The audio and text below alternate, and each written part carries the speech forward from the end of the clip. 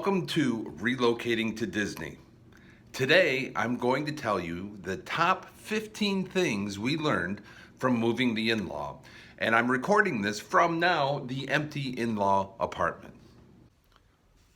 I'll give you a few statistics about our move. Now, we were moving the in-law out of a 750 square foot apartment into a 900 square foot apartment. They had about 20 pieces of furniture and a whole lot of boxes. To make the move, I used a 15-foot U-Haul truck, but I really could have used a bigger truck. We spent 5 days packing and unpacking for this move. We spent 3 days packing. A lot of that was in the evenings, and then we spent 2 days on a weekend unpacking. We had 11 people involved. Now that was 5 people, 5 movers, putting stuff in the truck and taking it out, and 6 people packing boxes and unpacking boxes. The first thing we learned was we need to wrap with paper. So you get these big sheets of paper, and there's an excellent video, I'll try to post that in the blog at some point, that shows tips and tricks on how to wrap with this stuff. It's fairly cheap, and it works a lot better than bubble paper. So bubble wrap, there's been some studies that showed that things that would normally break with bubble wrap tend not to break if you wrap it in paper, if you wrap it in paper the right way, and that's by crunching it all up and putting lots of air pockets into the paper as you wrap it. Number 2, make sure you label the boxes. Now, if you followed my blog or watched any of my videos, you know I'm real big on that. But the truth is, we didn't do a good job with that. Even though I preach it, we didn't do it. And it came down to the fact that we had a limited amount of time, we had a lot of work to do, so the attitude was, just throw it in a box, we'll figure it out when we get there. And what a nightmare that created when we got there. We spent so much time just hunting around for stuff because the boxes weren't labeled right and we had no idea where anything was. We would pack, we'd put like part of something in one box, the rest of it wouldn't fit, so we threw it in another box, and then we got to the destination, we unwrapped part, we couldn't find the other part. It was a nightmare. So take the time, label every box, put what is inside that box on the outside, just write it out so that you know. And believe me, don't trust your memory. You are not going to remember. When you get to the point of exhaustion and you're pushing yourself to continue to go, all these boxes are going to start looking the same and you'll have no idea what's inside any of them. Tip number 3, use movers. Now, I've been against using movers because I don't like paying people to do work I can do myself, and I've got 2 strong teenage boys. We can get the work done. That's always been my thought. I don't think we need to use movers because I can do the work, right? And I'm a Superman, I can do it all. Let me tell you, for this move, we used movers, and I'm so glad we did. There's no way I could have done everything that these movers did. So yes, use movers. They know how to do this stuff. They know how to pack a truck. Use them. Now, you can pack the boxes yourself as long as you do it correctly so they're not going to break. And if you pack it yourself, don't blame them if something breaks, because the packing of it so that it's protected is on you. So have the builders load the truck for you. I highly recommend that. And then remember to tip the movers. So I went through U-Haul. U-Haul found the subcontractors, and the subcontractors sent the workers out to do the work. U-Haul took a cut. The moving company took a cut, and the people showing up to do the work got the small end of the deal. So reward them if they do a good job, give them a really nice tip. And my philosophy is always, if you can't afford the tip, you can't afford the service, right? So they say tip 20% in a restaurant. If you can't afford the 20% tip in a restaurant, you can't afford to eat there. Okay? If you can't afford to tip your movers, you can't afford to have movers. That's my philosophy. Okay, tip number 4. Take less furniture than you think you need. Now, everybody says purge, purge, purge, purge. Get rid of stuff, get rid of stuff. And I'm going to do a long talk on that someday because I don't totally agree with it. But what I do agree with is take less than you think you need. Because for some reason, furniture grows. It expands during the moving process. You think something's going to fit nicely somewhere, and it won't. So take less. Take less furniture, take less belongings, take less everything than you really think you need. You'll be thankful that you did. Tip number 5, have a box and mark it parts and screws and put all the parts and screws in that box. Now, when we took apart the bed frame from the bed headboard, what we've traditionally done is taken the screws with some masking tape and tape the screws to the frame so that when you get there, you have the screws and it's real easy to untape it and put it in. And that's worked pretty good in the past. But the reality is this stuff is getting jostled around. There's a good chance those screws are going to fall off the bed frame. And so whatever you're disassembling and reassembling, take the screws and put them in a box and mark it with big letters, parts and screws. Put the remote controls in there, put the tools, put whatever you need, odds and ends in that box. It will be the most popular box you have when it comes to unloading. Tip number 6, take a bag and fill it full of all kinds of things that you might need when you're moving. So that's going to include packing tape, garbage bags, scissors, masking tape, Sharpies. Fill that bag up with all that kind of stuff. And it'll be useful not only while you're packing, but also when you arrive to unpack, you'll be surprised that all that stuff comes in handy. Tip number 7, have a toolbox. Now, I'm not saying you've got to have every tool in your tool shop with you, but you do need to have some basic things. You're going to have a screwdriver. You're going to have flathead and a Phillips. You're going to have a wrench, and you're going to have a few other tools, maybe a box cutter, some other things. Make sure you have that not only for while you're packing and loading the truck, but when you arrive in the destination, you have to put everything back together. And so you'll need all of these tools. Tip number 8, stay hydrated. You won't realize it, but all this working is going to dehydrate you, and you need to drink a lot of water. So make sure you're guzzling that water right down. Tip number 9, get a lot of rest and a lot of sleep. This move is going to be physically and mentally exhausting, and you want to be well rested for it. Now, the challenge we had was we had a very small amount of time. So we would work way past midnight, get up, go to work the next day. After work, we were right back at it past midnight doing stuff. And so that catches up to you very quickly. So as you're working along, you might not take time for breaks because you're thinking, I just want to get this done. Let's just hurry up, get this done, keep working, keep plowing through, get it done, and I'll take a break afterwards. I'll go sit down later, whatever. No, don't do that. Take breaks as you go. You have to take breaks as you go because it's so easy to overdo it. And once you overdo it, you're going to be sore, you're going to be tired, you're going to be grumpy, and nobody likes that.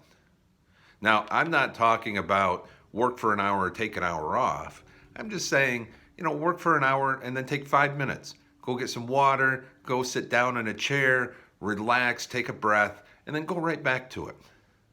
Okay, tip number 10.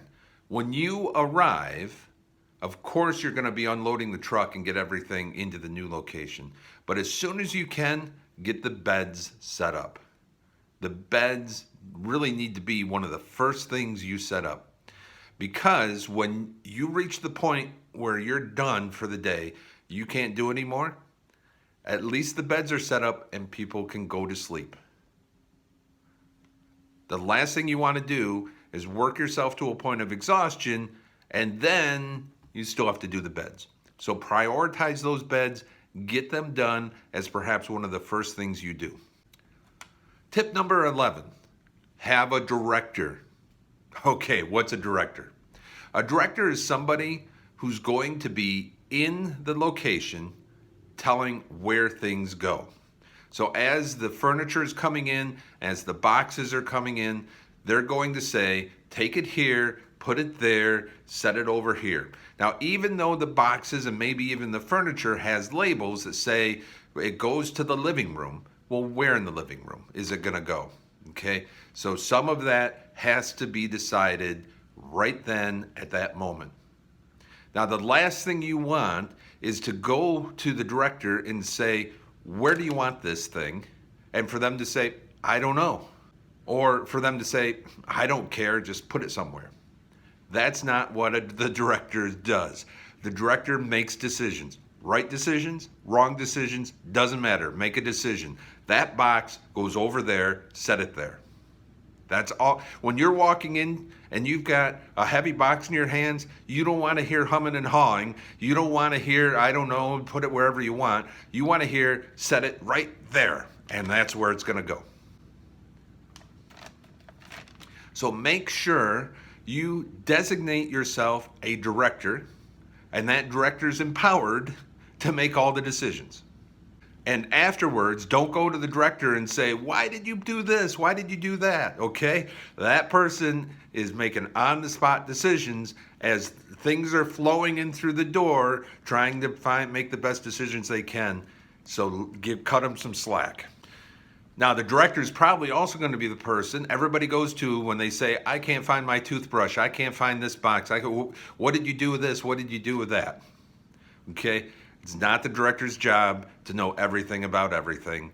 Go look for it. So who should you pick to be the director in your move? I suggest it be the person who's most in charge in your household. And you might say, yeah, but we need that person to help carry stuff, to help do things. Well, then you've got to weigh and make some decisions. What's more important? Is it more important to have that person be carrying heavy things, or is it more important for them to be making decisions? Now, in our household, my wife knows everything about everything. She knows all the decisions that ever have to be made. So she was the perfect director.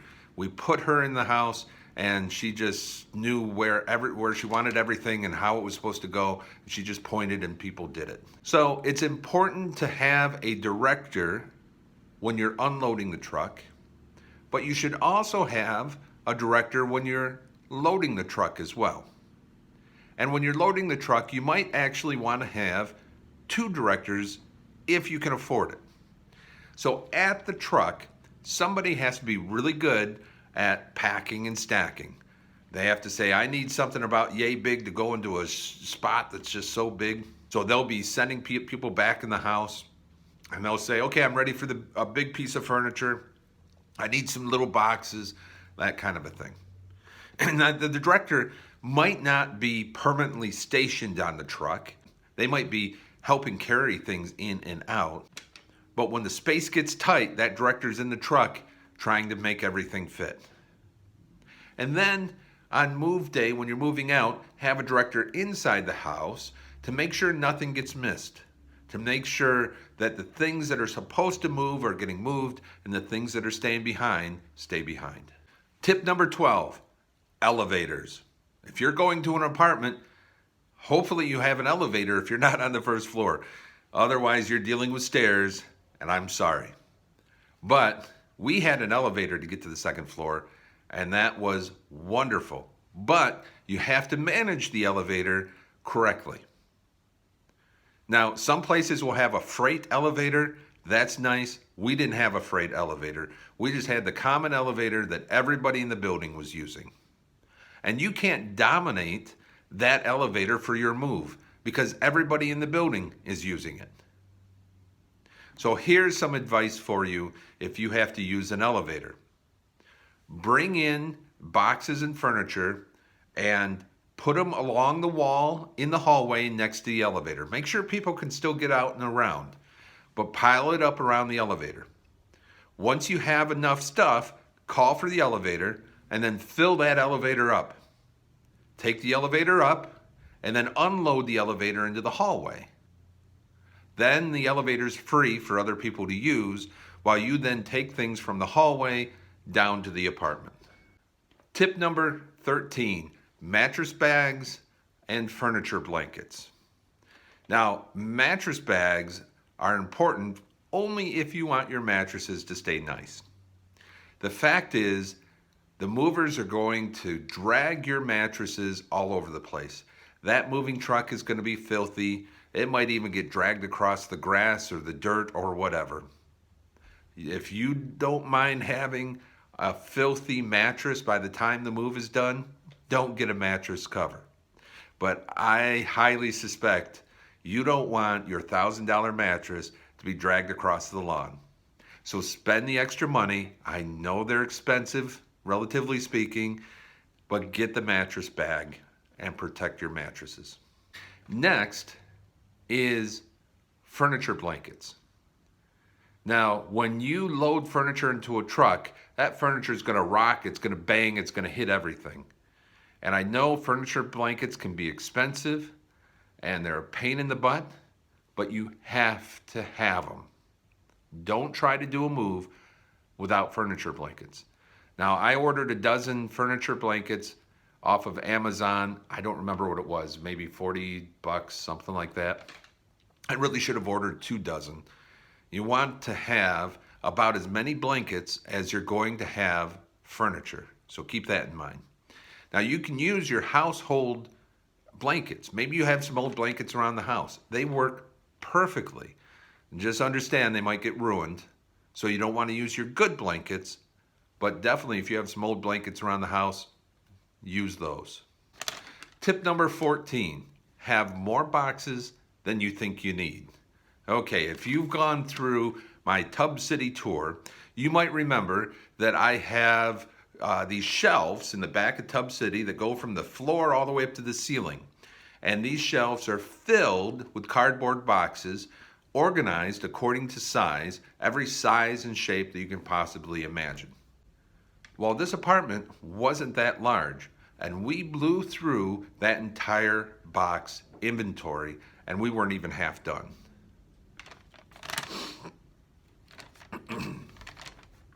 It's so important to have boxes of different sizes and different shapes, so don't get all the same size boxes.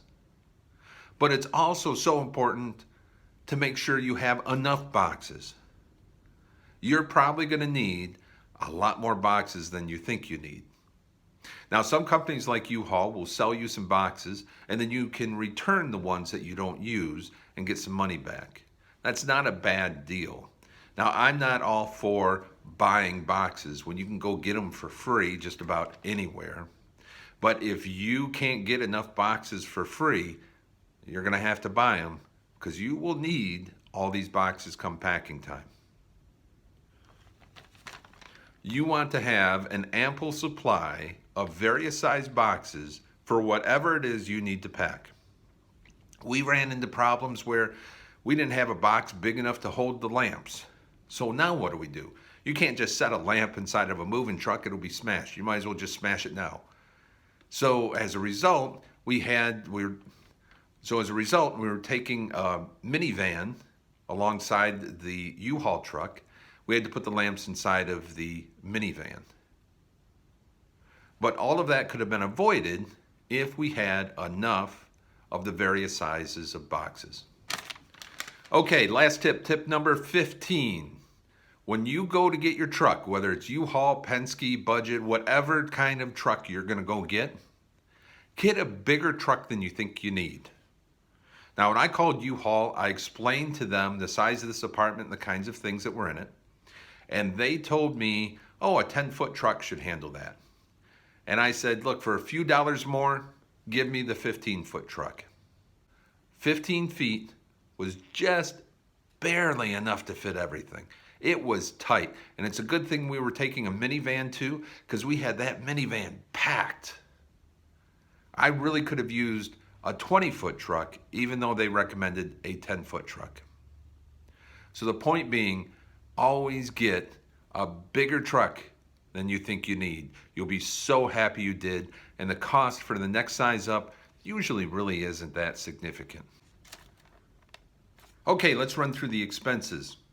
We were moving approximately 2 hours using a 15-foot U-Haul. The truck was $140, and then with mileage and gas, it was another $80. So that brings the truck to $220. Now the movers, I had movers load the truck, and then I drove it to the destination where another set of movers showed up and unloaded it. And I had 5 movers altogether. The movers initially cost $360. But then we were running behind schedule because we arrived late, it was our fault, and I needed the movers to stay an extra hour and finish unloading the truck. So that was an additional $100. And then there were 5 people, tipping all those 5 people worked out to be, I believe it was $120. So altogether for this move, $800. And I'm a tightwad, that sounds like a whole lot of money to me. But I don't know how else we could have done it if we didn't have the movers, and we definitely needed the truck, so it is what it is. Okay, that was my 15 tips that came from moving the in-law. Thank you for watching.